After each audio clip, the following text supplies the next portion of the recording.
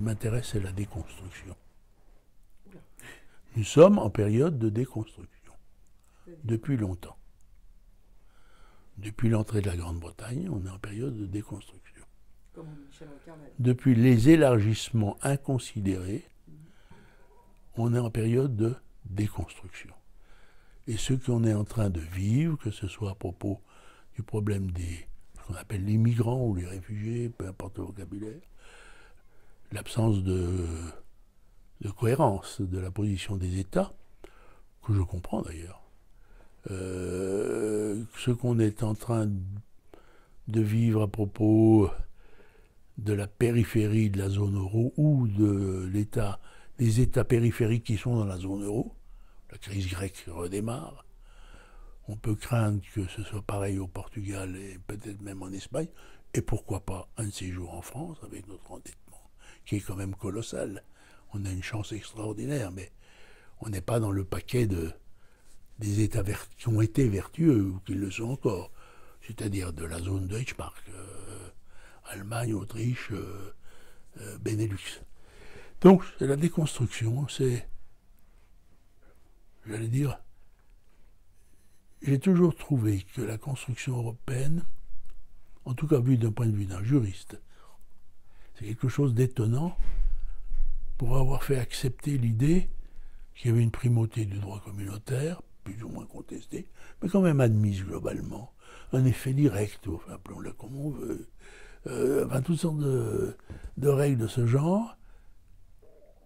Je trouve qu'on a été, vous savez, quand on joue comme ça au bonto, dans quel but on a fait croire tout ça, mais derrière, il n'y avait pas de politique. Il n'y a pas de politique.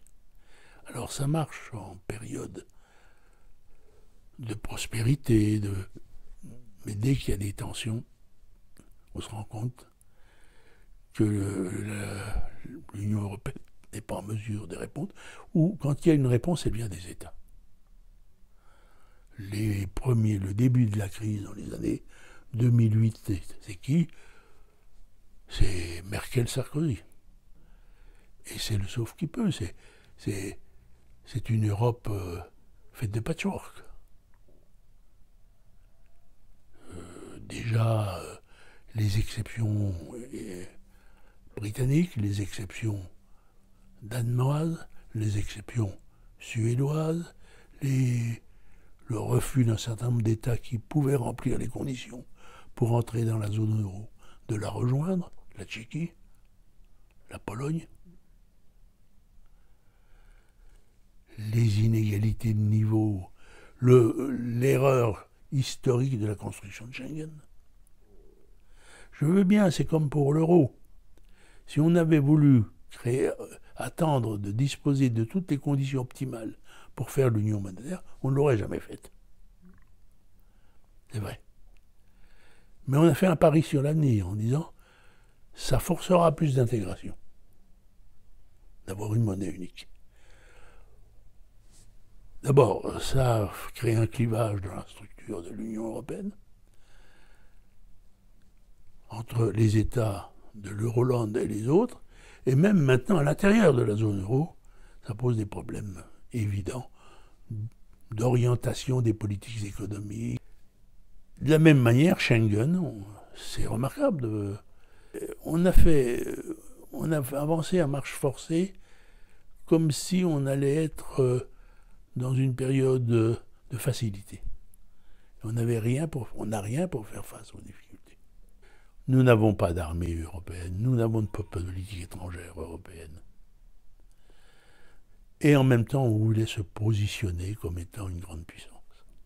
Mais il est évident que dire on a une méthode communautaire, je me souviens encore dans les premiers colloques où j'ai fréquenté, jeunes agrégés, les colloques classiques de Bruxelles, de Liège, autres, on voyait la projection de l'avenir de l'Union européenne sur un schéma que j'acceptais déjà pas à l'époque.